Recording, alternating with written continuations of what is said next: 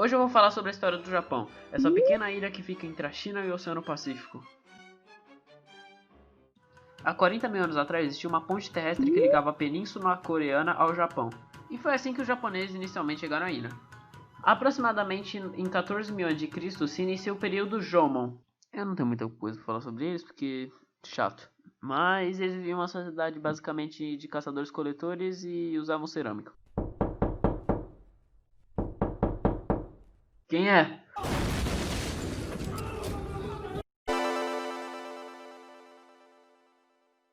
O ano de 1000 a.C. acaba de chegar e com ele se inicia o período Yayoi, a Era do Bronze japonesa. E com a Era do Bronze nós temos diversas novas tecnologias, como bronze... eu aposto que vocês não esperavam essa. Mas também foi com o período do bronze que chegou uma das mais importantes tecnologias japonesas. As fazendas de arroz. Uhul! Palmas! Agora os japoneses conseguiam fazer muita comida muito rápido. E o que isso significa? Que os donos das fazendas continham muito poder. E se você é muito poderoso, você pode se autodeclarar rei. E foram assim que os reinos do arroz nasceram, com o reino mais importante sendo localizado aqui. E esse reino era tão importante que esse período ficou conhecido como período Yamato. O ano é 593 e o novo príncipe Shotoku quer que todos se tornem budistas, uma religião vinda de Baekje. Então, logo depois de todos virarem budistas, aconteceram as reformas Taika. As reformas Taika basicamente transformaram o governo japonês em um mais parecido com o chinês. E logo depois de copiar o alfabeto chinês, o imperador do Japão mandou uma carta para o imperador da China, se autodeclarando o imperador do sol nascente e declarando o imperador da China como o imperador do pôr do sol. No ano 711 foi publicado um dos livros mais importantes para a história japonesa, o Kojiki, um livro que é basicamente um compilado de folclores e histórias do Japão antigo. E no ano de 720 também foi publicado o livro chamado Nihongi, que é um livro que também é um compilado de diversas histórias e folclore japonês. E finalmente, no ano de 794, o Japão parou de ficar mudando a capital cada vez que seu imperador morria e fez sua capital fixa em uma cidade chamada Kyoto. Em 811 acaba a Guerra dos 38 anos e finalmente o Império Japonês consegue conquistar a parte norte de sua ilha. Após essa guerra que começou em 773 e foi travada contra diversas tribos, o Japão reestruturou seu exército, que passou de uma cópia do exército chinês para um exército profissional. Esse foi basicamente o início dos samurais. Algo que eu esqueci de falar é que em 804 um monge chamado Kukai viajou para a China e reinventou o budismo. Ele reformulou o budismo e transformou ele em algo espiritual. Coisa chata, não ligo. Eu tô brincando, ele também, quando voltou pro Japão, reformulou o alfabeto japonês. Uhul! Emocionante. Quem é? Quem é, mano? Então, nega. Dadinho, chega assim na minha boca, meu amigo. Quem falou que a boca é tua, rapá? Quem falou que a boca é tua, cara? Qual é, Dadinho? Carambolas. Meu nome agora é Zé Pequeno. Carambolas. Ele é pequeno, tá entendendo? E tu vai cair, Carambolas. Não, mata não que ele já entendeu. Depois do imperador parar de ligar para a administração do país, em 1192 os samurais perceberam uma coisa. Por que deixar um cara que nem saiu do palácio governar, se eles mesmos poderiam governar? E foi assim que os samurais tomaram o poder. Eles deram 2 tapinhas nas costas do imperador e falaram: Ok, meu amigo, a gente vai fazer uma capital e a gente vai comandar o país a partir de agora, ok? E o imperador falou: Ok, não posso fazer nada. Então, tudo ocorreu bem até 1274. Nós invadimos a China. Foram que os mongóis falaram depois de invadir a China.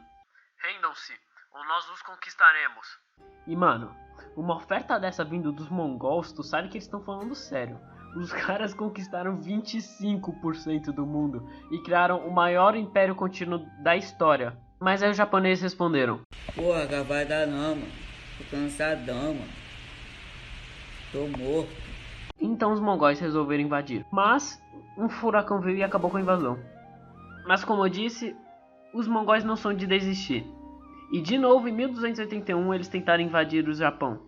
Dessa vez eles até conseguiram chegar na ilha, mas morreram para outro furacão. Esses acontecimentos foram tão milagrosos que os japoneses apelidaram os furacões de kamikaze, ou em português, vento divino.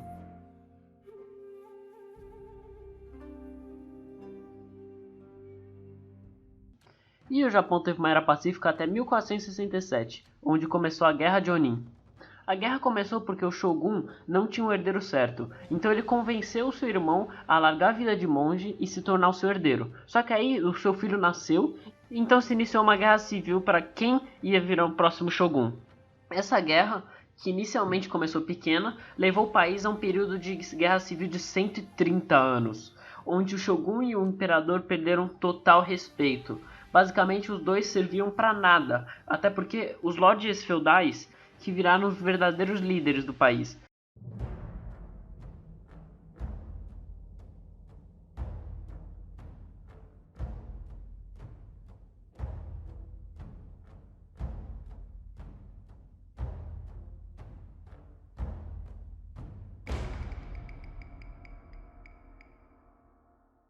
Bom, como eu não tenho tempo de falar sobre o Sengoku Jidai detalhadamente, eu vou ter que dar uma resumida. Bom, em 1548, um homem chamado Oda Nobunaga, do clã Oda, resolveu unificar o Japão. E ele quase conseguiu, se não fosse por um cara que trabalhava para ele matando ele. Só que então Toyotomi Hideyoshi foi e vingou seu antigo mestre. E depois ele tentou invadir a Coreia. Isso falhou miseravelmente e depois ele morreu. Só que antes dele morrer, ele pediu para 5 daimyos tomarem conta de seu filho até que ele possa virar um novo Shogun. Até que o Tokugawa Ieyasu falou, eu não vou deixar essa criança virar um novo Shogun, eu vou virar um novo Shogun. Então ele virou um novo Shogun. Então ele mudou a capital para uma cidade chamada Edo. E a derrota na Coreia foi tão humilhante para o Tokugawa que ele resolveu fechar o país por centenas de anos. Os únicos que eles faziam comércio com eram os holandeses e eles só podiam fazer em um pequeno porto. O comércio com os holandeses possibilitou o Japão aprender diversas coisas do ocidente, desde medicina até mesmo eletricidade. Como o Japão já não estava mais em guerra entre si, a população cresceu bastante. E eles viveram felizes para sempre. Mentira, eles viveram felizes até 1853. Quando, adivinha quem chegou para abrir o Japão? Isso mesmo, vocês sabem quem.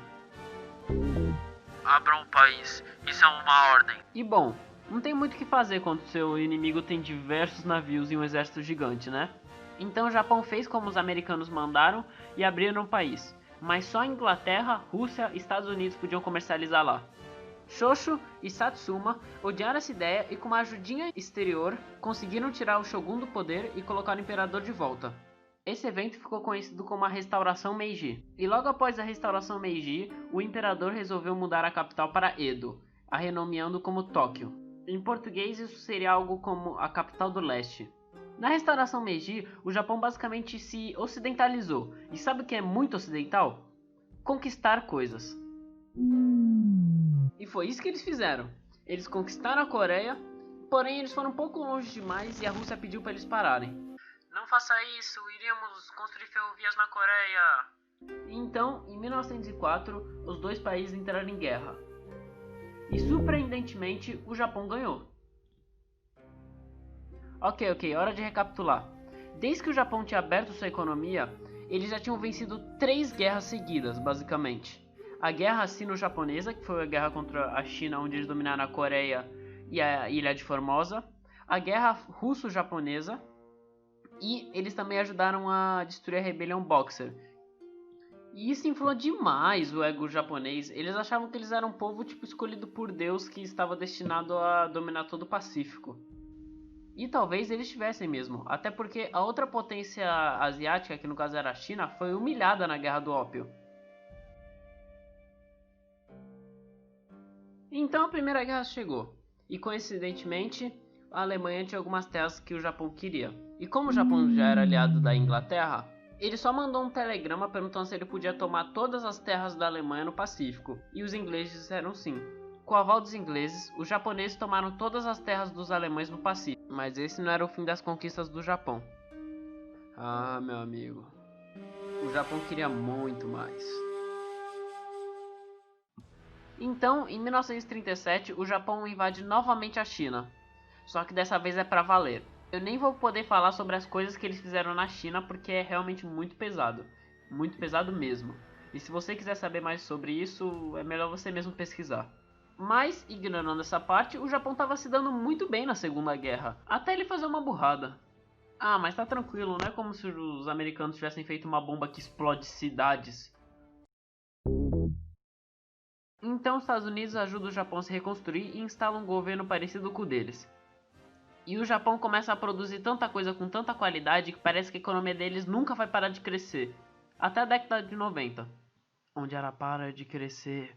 Então, finalmente chegamos nos dias atuais, onde o Japão ainda é visto como um país tradicionalista, porém ainda assim moderno. E só uma coisa, eu não gosto de anime. De onde tá vendo essa música chata? Ah, deixa.